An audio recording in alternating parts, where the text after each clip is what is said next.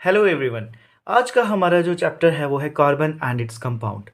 तो अगर कार्बन की बात की जाए तो ये आप जानते हो कि कार्बन जो है ये एक ऐसा केमिकल एलिमेंट है जिसका सिंबल जो है वो सी है, कैपिटल सी है और एटॉमिक नंबर इसका 6 है। तो अगर हम कार्बन की बात करें तो ये एक ऐसा एलिमेंट है जिसका सिंबल जो है वो क्या है, सी है। और अगर हम एटॉमिक नंबर की बात करें तो एटॉमिक नंबर ऑफ कार्बन जो है वो कितना है, 6। अब कार्बन जो है ये बहुत इंपॉर्टेंट है, क्यों? क्योंकि जितने भी लिविंग सिस्टम हैं वो विदाउट कार्बन जो है वो सरवाइव नहीं कर सकते हैं, और लाइफ जो है वो विदाउट कार्बन एग्जिस्ट ही नहीं करेगी।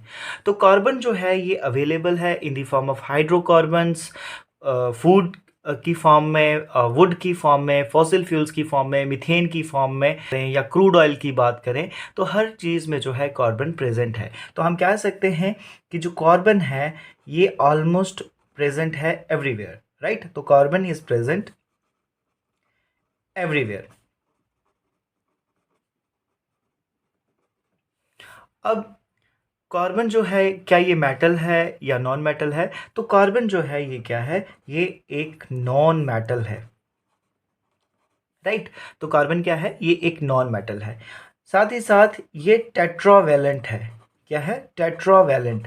टेट्रावेलेंट का मतलब हुआ कि इसका जो एटम्स हैं उनमें 4 इलेक्ट्रॉन्स जो हैं वो प्रेजेंट हैं कोवलेंट बॉन्ड बनाने के लिए। तो यानी हम कह सकते हैं कि कार्बन की जो वैलेंसी है वो कितनी है, 4। वैलेंसी कितनी होगी कार्बन की, 4। तो अगर कार्बन की बात की जाए तो कार्बन में कितनी वैलेंसी होगी, 4। तो अब आपका क्वेश्चन यहाँ पे आएगा कि वैलेंसी क्या है। तो वैलेंसी को अगर डिफाइन करें तो किसी भी एलिमेंट की जो कंबाइनिंग कैपेसिटी होती है उसको हम वैलेंसी कह सकते हैं। अगर हम ह्यूमन बींग्स की अगर एग्जांपल लें तो आपको पता है हमारे पास जो है 2 हाथ होते हैं। किसी भी चीज़ को उठाने के लिए हमारे पास, या किसी को पकड़ने के लिए हमारे पास कितने हाथ होते हैं, 2। तो कार्बन के पास कितने हैं, 4। यानी एक टाइम पे ये 4 चीज़ों के साथ बॉन्ड बना सकता है। तो कार्बन जो है ये किससे बिलोंग करता है? ये जो ग्रुप 14 है आपका पीरियोडिक टेबल का, उससे बिलोंग करता है, राइट? यानी पीरियोडिक टेबल का जो ग्रुप 14 है उससे जो है कार्बन बिलोंग करता है। उसके अलावा अगर इम्पॉर्टेंट इंफॉर्मेशन की बात की जाए तो कार्बन जो है ये 0.025% जो है अर्थ क्रस्ट का बनाता है।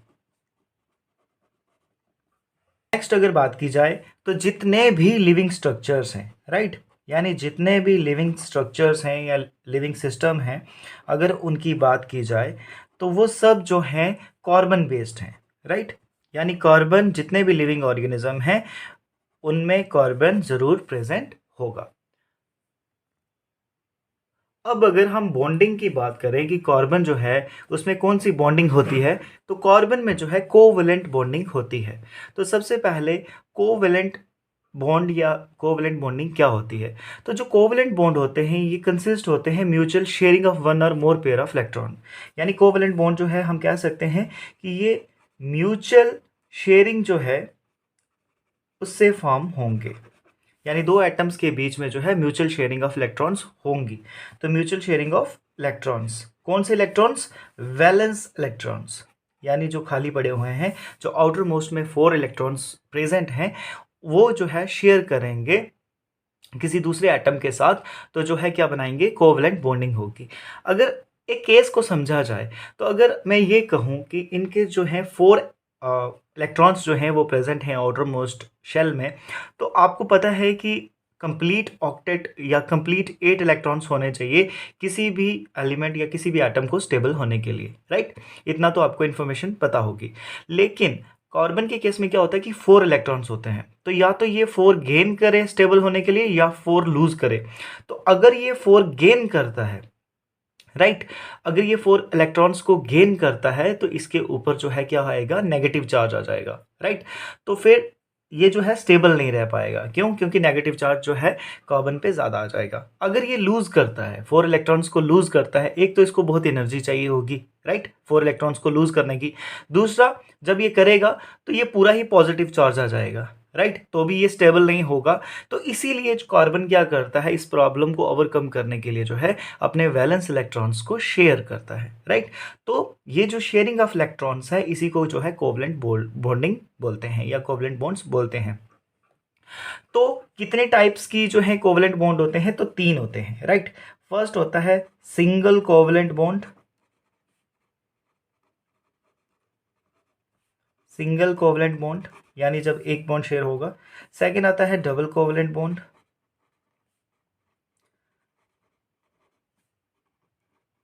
और थर्ड आता है ट्रिपल कोवलेंट बॉन्ड।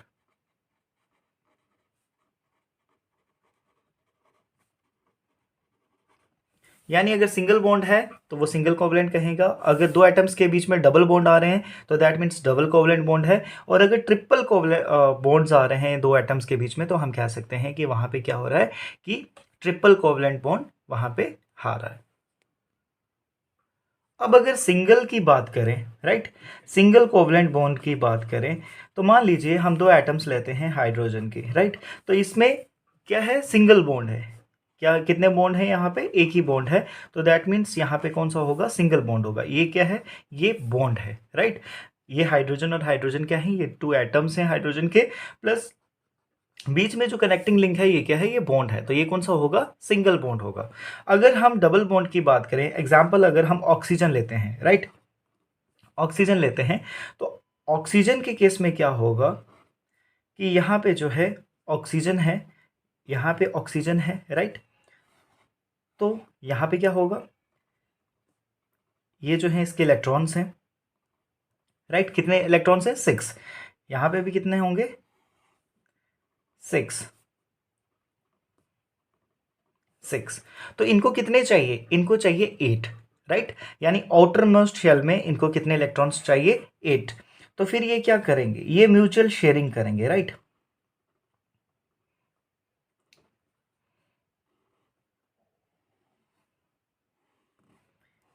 ये जो है ऐसे बनाएंगे, राइट। तो अब कितने हो गए, इनके पास भी 8 हो गए, और जो दूसरा आइटम है वो भी क्या करेगा, उसके पास कितने हैं, उसके पास भी 6 हैं, लेकिन वो जो है 2 इलेक्ट्रॉन्स इनसे जो है शेयर करेगा। तो हम बोल सकते हैं कि यहाँ पे क्या हो रहा है, शेयरिंग हो रही है, राइट। अगर आप किसी भी एटम को देख लो ऑक्सीजन में, तो यहाँ पे अगर इस ब्लैक वाले को अगर हम इसमें देखते हैं तो कितने हैं, 1 2 3 4 5 6 7 8। तो यानी ये स्टेबल होगा। यहाँ भी अगर बात करें रेड वाले को देख लो, 1 2 3 4 5 6 7 और 8। तो हम कह सकते हैं यहाँ पे जो है कितने इलेक्ट्रॉन्स शेयर हो रहे हैं, 2, राइट। तो यानी हम कह सकते हैं कि यहाँ पे डबल बॉन्ड आएगा, राइट।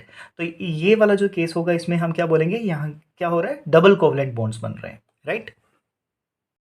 अब नेक्स्ट जो आता है वो है ट्रिपल कोवलेंट बॉन्ड। तो अगर हम नाइट्रोजन का केस लें, एग्जाम्पल अगर हम यहाँ पे नाइट्रोजन की लें, राइट, तो नाइट्रोजन जो है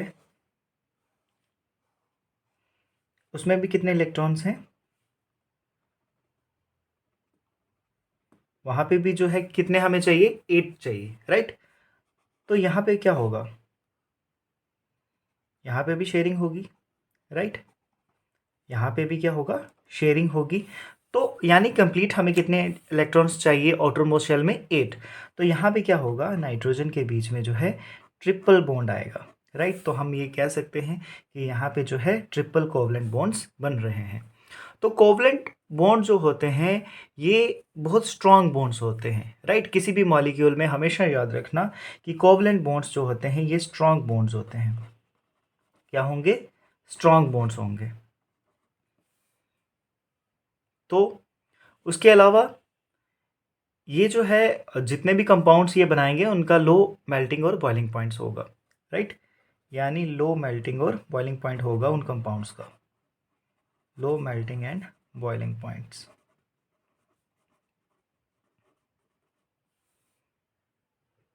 अब अगर जैसे मैंने आपको कहा कि विद इन द मॉलिक्यूल जो है ये बहुत स्ट्रॉन्ग बॉन्ड्स होंगे, राइट। लेकिन इनकी जो इंटरमॉलिक्यूलर फोर्सेस होंगी ना वो स्मॉल होंगी, राइट। यानी जितने भी कोवलेंटली बॉन्डेड मॉलिक्यूल्स हैं उनके strong bonds with in the molecule होंगे, यानी उस मॉलिक्यूल के बीच में तो वो बहुत स्ट्रॉन्ग बॉन्ड है, लेकिन उनकी जो इंटरमॉलिक्यूलर फोर्सेस होंगी वो स्मॉल होंगी, राइट। यानी इसमें अगर हम कह सकते हैं कि जो इंटरमॉलिक्यूलर फोर्सेस होंगी वो क्या होंगी, स्मॉल होंगी, राइट। और यहाँ पे जैसे हमने बात की कि यहाँ पे क्या होगा कि ये जो कंपाउंड्स हैं इनमें लो मेल्टिंग और बॉइलिंग पॉइंट होगा। और अगर कोवलेंटली कंपाउंड्स की बात करें तो ये पुअर कंडक्टर ऑफ इलेक्ट्रिसिटी होते हैं, यानी ये क्या होंगे, पुअर कंडक्टर्स ऑफ इलेक्ट्रिसिटी होते हैं। तो साथ ही साथ अगर एलोट्रॉप्स ऑफ कार्बन की भी बात करें तो आपको पता होना चाहिए कि बेसिकली 3 टाइप की जो है एलोट्रॉप्स आते हैं कार्बन के। तो हम एलोट्रॉप्स ऑफ अगर कार्बन की बात करें तो ये कौन कौन से हैं? ग्रेफाइट है सबसे पहले, सेकंड डायमंड है, और डायमंड जो है ये यानी बहुत स्ट्रॉन्ग जो है ये नॉन मेटल है। और थर्ड अगर बात करें तो फुलरीन है। ये नॉन मेटल हैं, यानी एलोट्रॉप्स ऑफ कार्बन जो है ये नॉन मेटल हैं। ग्रेफाइट जो है ये भी एक नॉन मेटल है, बट इसकी एक्सेप्शन ये है कि ये कंडक्शन करता है इलेक्ट्रिसिटी की। डायमंड भी एक नॉन मेटल है, बेसिकली इसको ब्रिटल होना चाहिए था, लेकिन ये भी एक एक्सेप्शन है कि ये जो है बहुत स्ट्रॉन्गेस्ट मटेरियल है, राइट। और एक आता है फुलरीन, तो ये भी एक एलोट्रॉप है कार्बन का। तो इसको जो है C60 बकमिंस्टर फुलरीन भी बोलते हैं, राइट। तो आई होप आपको ये टॉपिक आज का समझ आया होगा, इंट्रोडक्टरी पार्ट था। और नेक्स्ट जो इसके टॉपिक्स हैं वो हम नेक्स्ट वीडियोस में जो है शेयर करेंगे। Thank you so much.